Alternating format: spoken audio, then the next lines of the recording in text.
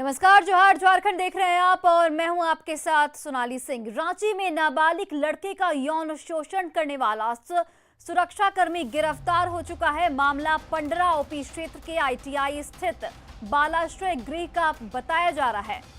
यहां का सुरक्षाकर्मी शंभू प्रसाद लोहरा एक महीने से 11 साल के नाबालिग लड़के का यौन शोषण कर रहा था। इस संबंध में बालाश्रय के अधीक्षक ने पंडरा ओपी में आरोपी सुरक्षाकर्मी के खिलाफ मामला दर्ज करवाया था, जिसके बाद पंडरा ओपी पुलिस ने त्वरित कार्रवाई करते हुए आरोपी शंभू प्रसाद लोहरा को गिरफ्तार कर लिया।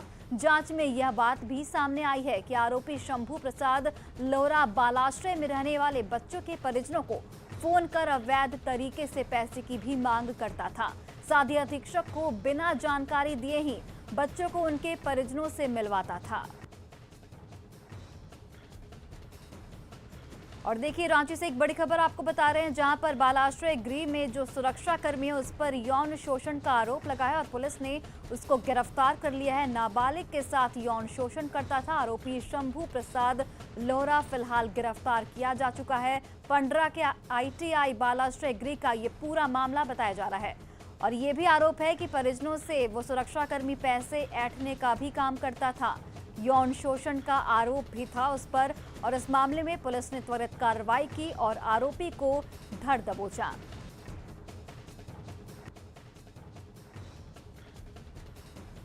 आपको बता दें कि आरोपी का नाम शंभू प्रसाद लोहरा बताया जा रहा है। पंडरा के आईटीआई बालाश्रय गृह का ये पूरा मामला है। और ओम प्रकाश रांची से हमारे सहयोगी फोन लाइन पर जुड़ गए। ओम प्रकाश, अभी क्या कुछ अपडेट इस पूरे मामले को लेकर? जी, फिलहाल बता दें कि इस पूरे मामले में जो आरोपी है उसकी गिरफ्तारी पुलिस के द्वारा कल ही कर ली गई है और पूरे मामले में पुलिस जो है अन्य तथ्यों को भी खंगाल रही है, वहीं परिजनों से भी पूछताछ कर रही है ताकि और जो साक्ष्य और एविडेंस है उनको कलेक्ट किया जा सके और आरोपी को सख्त से सख्त सजा दिलाई जा सके। आपको बताना चाहेंगे कि जिस तरह से ये मामला हुआ है उससे कहीं ना कहीं इस तरह के जो बालाश्रय हैं उन पर उनकी साख पर बट्टा लगा है, क्योंकि वहां पर जिस तरह का खेल चल रहा है वो बताता है कि पूरी तरह से वहां पर जो परिस्थितियां हैं वो बच्चों के अनुकूल नहीं है। इस तरह की बातें भी सामने आ रही हैं और इसी मामले को लेकर पुलिस हो या फिर आने वाले दिनों में सीडब्ल्यूसी भी इस मामले की जांच करेगी तो कहीं ना कहीं एक बड़े नेक्सस मतलब कहा जाए तो इस तरह के और भी बालाश्रय हैं उनकी क्या स्थिति है उसकी भी एक विस्तृत रिपोर्ट तैयार करने के लिए जो पूरी तरह से तैयारी की जा रही है। जी ओम प्रकाश, इस बालाश्रय गृह के जो अधीक्षक होंगे, जो मालिक होंगे, क्या उनको भी इस बात की जानकारी नहीं थी? जी, जिस तरह से बच्चे ने अधीक्षक को ही जो संचालक है उन्हें पूरे मामले की जानकारी थी और उन्हीं के द्वारा इस पूरे मामले को लेकर एफआईआर दर्ज कराया गया, जिसके बाद पुलिस के द्वारा ये कार्रवाई की गई है। तो शुरुआती दौर में अगर कहा जाए तो जिस तरह से बच्चों का शोषण हो रहा था उसकी जानकारी अधीक्षक को नहीं थी, जैसा कि जो शुरुआती एफआईआर है उसमें जो जानकारी दी गई है उसके अनुसार अब पुलिस इसी मामले की जांच कर रही है कि आखिर इस तरह के मामले की जांच ऊपर लेवल में क्यों नहीं पड़ी। एक जो रक्षक है महज उसके तक ही बातें कैसे सिमटी रही, इस तमाम बातों को अभी जांच के दौरान इन साक्ष्यों को भी खंगाला जा रहा है। जी बिल्कुल, चलिए ओम प्रकाश, बहुत बहुत धन्यवाद तमाम जानकारियों के लिए। वहीं देखिए, गढ़वा में पुलिस और पब्लिक में आपस में भिड़ंत हो गई। दरअसल पुलिस दो लोगों के बीच झगड़े के बाद उपजे तनाव को शांत कराने और सुलह समझौते में जुटी थी। इसी दौरान कुछ असामाजिक तत्वों ने सड़क पर नारेबाजी की। उन्हें हटाने पर जब पुलिस की टीम मौके पर पहुंची तो वे लोग पुलिस से ही उलझ गए। तस्वीरें आपके सामने हैं, देखिए किस तरीके से अफरा तफरी का माहौल उस वक्त बना रहा। इस दौरान असामाजिक तत्वों को खदेड़ने के लिए पुलिस को हल्का बल प्रयोग भी करना पड़ा।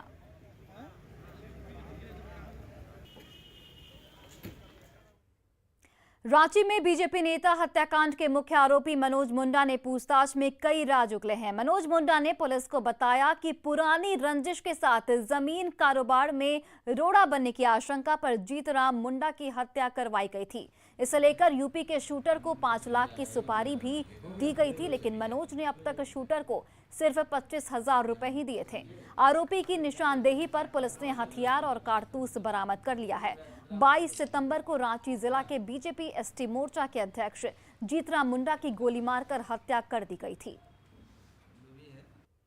इसने बात बताई कि जो पुराना जो दुश्मनी इसके परिवार से जो चल रहा था वो एक दुश्मनी तो था ही, उसके साथ साथ इधर हाल में इसकी एक दुश्मनी ज़मीन के रिलेटेड, ज़मीन के कारोबार में भी ये मनोज मुंडा पांव फैला रहा था। उसमें मृतक जीतराम जी के द्वारा कहीं न कहीं इसको महसूस हुआ कि व्यवधान कर रहे हैं।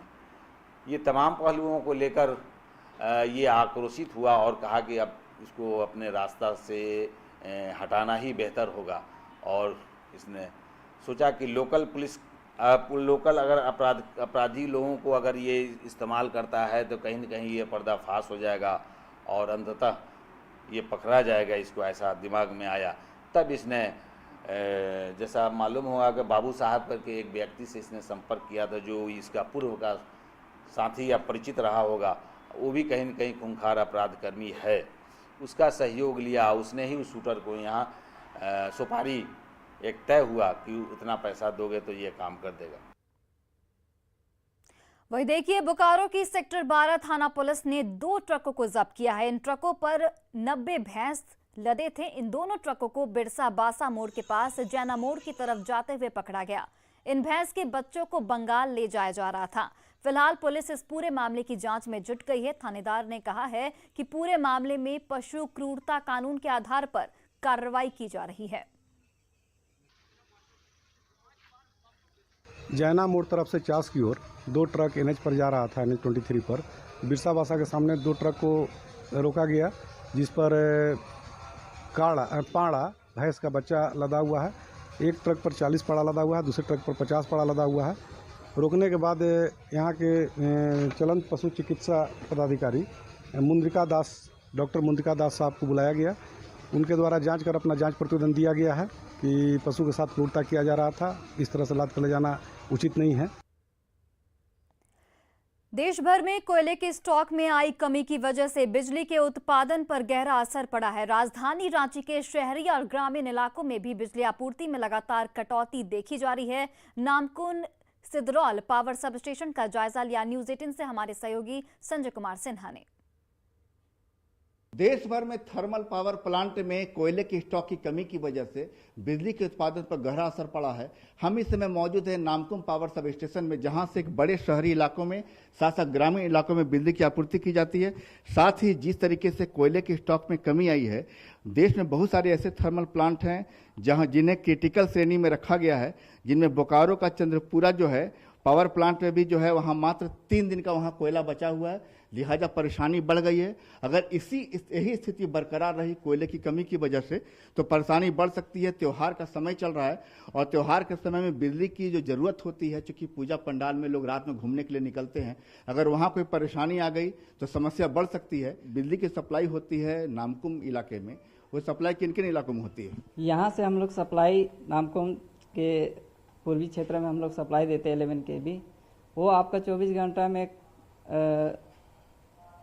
ग्रामीण क्षेत्र में जो देते हैं 24 घंटा में आपका 17 से 18 घंटा मिनिमम जाता है। और ये ग्रामीण इलाकों में शहरी क्षेत्र में आपका 24 घंटा में आपका 20 प्लस जाता है, 20 से 21 घंटा देते हैं लाइट। बिल्कुल, ये स्थिति है राजधानी रांची के शहरी और ग्रामीण इलाकों में। हमारे साथ कुछ आपके स्थानीय हैं, तो बिजली के है जो दिक्कत आ रही है यहाँ पर, कितने इलाके इस इलाके में बिजली मिल रही है आप लोग? देखिए यहाँ है ना कि हम लोग को कम बिजली मिल रहा है और इतना कट रहा है। हम लोग का यहाँ का पलांडो फीडर हम लोग का है, यहाँ से गंगा घाट तक पहुँचल है और इसलिए है कि थोड़ा सा एक डाली गिर जाता है तो बिजली तो कटना ही कटना है। यहाँ से गंगा घाट जंगल होते हुए जाता है। लेकिन एक बड़ी वजह जो है कि चूंकि ग्रामीण इलाकों में बिजली की आपूर्ति जो है उसमें कुछ कमी जरूर है, और दूसरी बात है कि जो शहरी इलाके हैं, अगर यही स्थिति राजधानी रांची में आपको बरकरार रही तो राज्य में और जो दूसरे जिले हैं वहां भी समस्या बढ़ सकती है।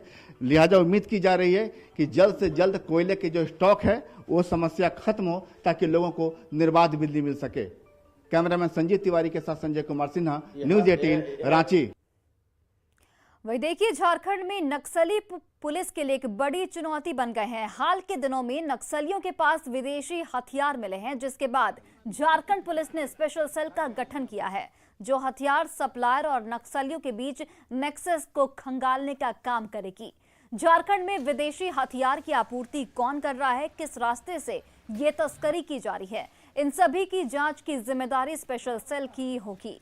इतना ही नहीं, दूसरे राज्यों की पुलिस से भी झारखंड पुलिस सहयोग लगातार ले रही है। हाल के दिनों में जेजेएमपी नक्सली संगठन के पास अमेरिकन राइफल मिला था। वहीं एनआईए जांच में नॉर्थ ईस्ट से झारखंड में हथियार की तस्करी का खुलासा हुआ था। ये जो पूरा लिंकेज है उसको खंगाला जा रहा है और उसके जो इस पूरे जो सप्लाई चेन में जो लोग शामिल हैं उनको आइडेंटिफाई करके उनके खिलाफ भी कार्रवाई की जा रही है। इस हेतु कुछ अन्य राज्यों से भी झारखंड पुलिस संपर्क में है। जामताड़ा स्टेशन पर अब रांची गोरखपुर मौर्य एक्सप्रेस भी रुकेगी। रेल मंत्री अश्विनी वैष्णव ने इसका ऑनलाइन उद्घाटन किया। साथ ही NH 419 पर बने बोधमा फ्लाईओवर का भी उद्घाटन किया। इस मौके पर जामताड़ा स्टेशन पर दुमका सांसद सुनील सोरेन और जामताड़ा के विधायक इरफान अंसारी भी मौजूद रहे। हालांकि कार्यक्रम के दौरान बीजेपी और कांग्रेस के कार्यकर्ताओं ने एक दूसरे के खिलाफ नारेबाजी भी की। विधायक इरफान अंसारी ने अपने संबोधन में ट्रेन के ठहराव और फ्लाईओवर के निर्माण का श्रेय लेने की कोशिश की, जिसका बीजेपी कार्यकर्ताओं ने विरोध किया। सुनील भाई के आग्रह के कारण एक बहुत 3 बड़े काम हो रहे हैं। पहला काम मौर्य एक्सप्रेस का ठहराव जामताड़ा स्टेशन पे हो रहा है। तो जामताड़ा के सभी भाइयों और बहनों को एक ये नई सुविधा मिल रही है, जिससे कि झारखंड, पश्चिम बंगाल, बिहार और उत्तर प्रदेश के करीब 50 स्टेशन के साथ आपको सीधी कनेक्टिविटी मिलेगी। तो ये सारा इसका श्रेय संपूर्णतया जाता है हमारे सुनील भाई सोरेन को। आज जामताड़ा जिला में बहुत दिनों से मांग हो रही है कि जो है ट्रेन का ठहराव नहीं हो रहा है, और उसी कड़ी में जो है आज हम लोगों ने हरी झंडी दिखाने का काम किया है। और मैं निश्चित रूप से दावे के साथ कहता हूं कि दुर्गा पूजा के बाद मैं निश्चित रूप से और ट्रेन ठहराने का काम बहुत। वही देखिए, धनबाद के झरिया BCCL सुदामडी के फायर फेज 2 में पोकलिन मशीन में अचानक आग लग गई। ड्राइवर ने किसी तरह कूदकर अपनी जान बचाई। पोकलिन मशीन से आग की ऊंची लपटें उठ रही थी, जिससे अफरा तफरी मची रही। वहीं पोकलिन से उठे धुएं से पूरे इलाके में धुआं फैल गया। सूचना मिलने के बाद BCCL और GTS प्रबंधन से जुड़े अधिकारी मौके पर पहुंच गए, जिसके बाद कड़ी मशक्कत के बाद आग पर काबू पा लिया गया। तब तक मशीन जलकर राख हो चुकी थी। इस अगलगी की घटना में लाखों के नुकसान की आशंका जताई जा रही है। साथ ही शॉर्ट सर्किट से आग लगने की आशंका भी जताई जा रही है। हालांकि अधिकारियों ने पूरे मामले पर चुप्पी साध रखी है।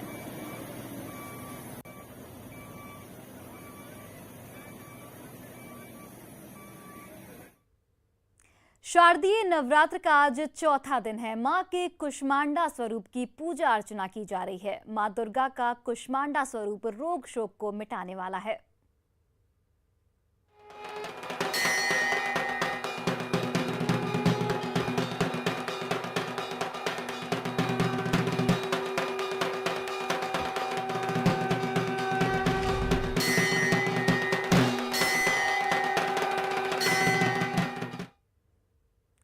नवरात्रि का आज चौथा दिन है। आज के दिन मां दुर्गा के कुष्मांडा स्वरूप की पूजा की जाती है। ऐसी मान्यता है कि मां कुष्मांडा ने ही सृष्टि की रचना की है। आदि शक्ति दुर्गा के कुष्मांडा रूप की आराधना करने से भक्तों को सुख की प्राप्ति होती है।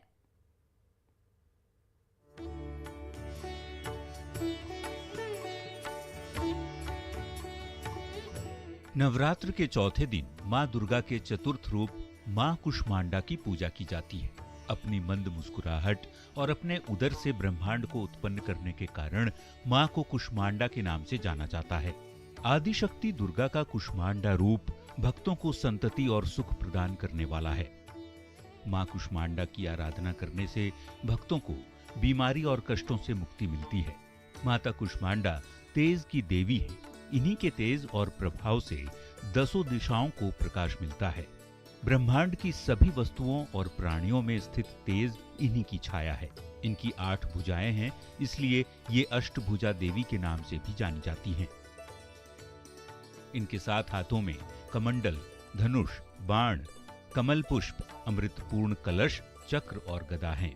8वें हाथ में सभी सिद्धियों और निधियों को देने वाली जपमाला है। इनका वाहन सिंह है। मां कुष्मांडा को फल फूल धूप गंध के साथ भोग लगाएं। मालपुए का भोग लगाकर मंदिर में ब्राह्मणों को इसका प्रसाद बांटें। माता की कृपा स्वरूप भक्तों को ज्ञान की प्राप्ति होती है। मां के पूजन से बुद्धि और कौशल का विकास होता है। मां कुष्मांडा की कृपा से श्रद्धालुओं को सारे कष्टों से मुक्ति मिलती है। आदि शक्ति दुर्गा के इस रूप की आराधना करने से सुख के साथ ही संपन्नता का भी आशीर्वाद मिलता है। नवरात्रि के चौथे दिन रांची के 131 साल पुराने किशोरगंज देवी मंडप मंदिर में श्रद्धालुओं की भीड़ दिखी। हाथ में दिया जलाकर लोग अपनी अपनी पुकार और प्रार्थना लेकर मां के दरबार में पहुंचे हैं। इस मंदिर की मान्यता ऐसी है कि यहां जो भी सच्चे दिल से मांगा जाता है, मां उनकी पुकार जरूर सुनती है। देवी मंडप मंदिर में श्रद्धालुओं से बात की न्यूज़ 18 से हमारे सहयोगी संजय कुमार सिन्हा ने। नवरात्र के चौथे दिन राजधानी रांची में मां कुष्मांडा की पूजा हो रही है। हम इस समय मौजूद हैं राजधानी रांची के देवी मंडप किशोरगंज मंदिर में, जो कि 131 साल पुराना मंदिर है। और यहाँ की मान्यता है कि जो कोई मां के दरबार में सच्चे मन से अपनी प्रार्थना लेकर पहुँचता है, मां उनकी जरूर सुनती हैं। आप देख रहे हैं कि पूजा के बाद यहाँ एक जो पीपल का पेड़ है, जो मन्नत पूरा होने के बाद लोग यहाँ पर बंधन बांधते हैं, लगातार पूजा कर रहे हैं। पूरा मेरा खो गया, 10 खो गया, मेरा 10 परिवार खो गया मेरा। कैसे खोआ 10 परिवार, कैसे खोआ? खो गया आपका परिवार? अपने आप खो गया। कैसे खोया, कैसे क्या हुआ? हम देख रहे हैं कि माँ के दरबार में तरह तरह के लोग आते हैं। किन्हीं का परिवार खो गया है तो माँ से मिलन की आस में पहुँचे हैं यहाँ पर, और माँ से प्रार्थना कर रहे हैं कि माँ हमें अपने परिवार से मिला दीजिए। एक बच्ची भी यहाँ पर पहुँची है। आप लोग यहाँ पर आए हैं, माँ से क्या मांगे? हम अच्छे के लिए मांगे, अपने पढ़ाई के लिए मांगे हैं। पढ़ाई के लिए मांगे। माँ क्या जीवन में क्या बनना है? डॉक्टर। तो जीवन में डॉक्टर बनना है। माँ से करियर की मांग कर रही है कि माँ डॉक्टर बना दीजिए, हम मेहनत कर रहे हैं। जो माँ के साक्षात दर्शन किए, हमको सपना में दिखी है, जल का लोटा देते हुए, चांदी का ग्लास देते हुए। फिर पंडित जी से पूछे तो बोले कि चावल का लोटा लाके माँ आपको साक्षात दर्शन दिए, लाके माँ के शरण में रख दीजिए। आप यहाँ पहुँचे हैं चाची जी, माँ से क्या मांगे आप? माँ तो हमको सब कुछ दे चुकी है। हम गिरे हुए थे, हमको इतना ऊपर उठाई है। इनकी शक्ति का कोई पार नहीं है। तो आपने सुना कि माँ ने सब कुछ दिया है हमको, माँ ने हमारी झोली भर दी है। माँ कुष्मांडा के बारे में कहा भी जाता है कि प्रणतानाम प्रसिद्धम देवी विश्वार्थी हारिणी त्रिलोक्यवासिनी मी भय लोक्या न वरदा बाबा। यानी आप अगर माँ के दरबार में आते हैं, माँ का भोग लगाते हैं, माँ की सच्चे मन से आराधना करते हैं, तो माँ आपकी पुकार जरूर सुनती है। और माँ की शक्ति वैसी है कि जब त्रिलोकधारी त्रिदेव माँ से शक्ति मांगते हैं, माँ जगदम्बा आप जगत जननी हैं, सभी को शक्ति देती हैं। जिनसे त्रिदेव शक्ति मांगते हैं, उससे भला हम और आप शक्ति क्यों ना मांगे। वैसे भी नारी कल भी भारी थी, नारी आज भी भारी है। पुरुष कल भी आभारी था, पुरुष आज भी आभारी है। कैमरामैन संजीत तिवारी के साथ संजय कुमार सिन्हा, न्यूज़ 18 रांची। वही देखिए, नवरात्र के दौरान दुर्गा पूजा पंडालों में तैयारियों को अंतिम रूप दिया जा रहा है। इस बार कोरोना गाइडलाइन के नियमों के तहत पूजा स्थलों पर विशेष सावधानी बरती जा रही है। वहीं कलाकार मां दुर्गा की प्रतिमा को अंतिम रूप देने में दिन रात जुटे हुए हैं।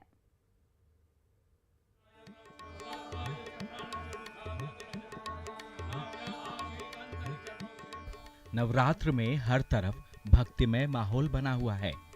मंदिरों के साथ ही बनाए जा रहे पूजा पंडालों में तैयारियों को अंतिम रूप दिया जा रहा है।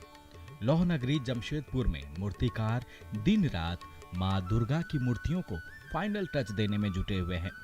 जहां कुछ मूर्तियां बनकर तैयार हैं, वहीं कुछ काम बाकी है जिन्हें पूरा किया जा रहा है। कोविड गाइडलाइंस के तहत 5 फीट की मूर्ति बनाई जा रही है। षष्ठी और सप्तमी से पंडाल जो भी छोटे मोटे बने हैं जमशेदपुर में, उन सारों का पट खोल दिया जाएगा तो भक्त दर्शन कर पाएंगे, जो देखने में बहुत खूबसूरत लग रही मूर्तियां।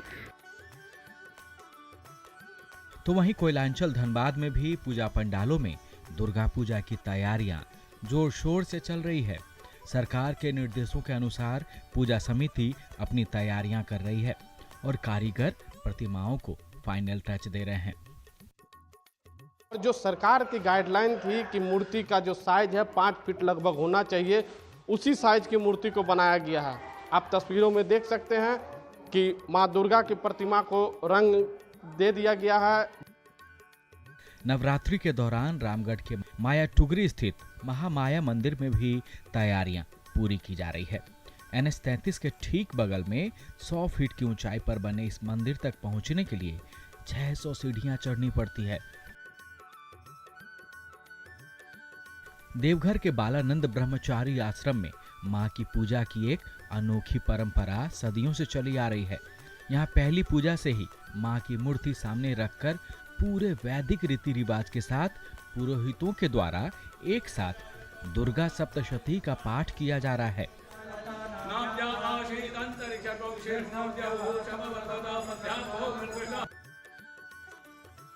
नवरात्र की सप्तमी से मां दुर्गा के पंडाल खुलेंगे, जिसके बाद विधि विधान से मां की पूजा शुरू की जाएगी।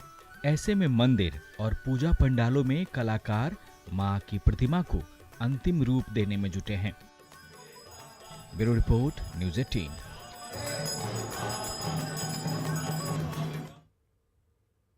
और फिलहाल इस बुलेटिन में इतना ही। आप देखते रहिए न्यूज़ 18 बिहार झारखंड।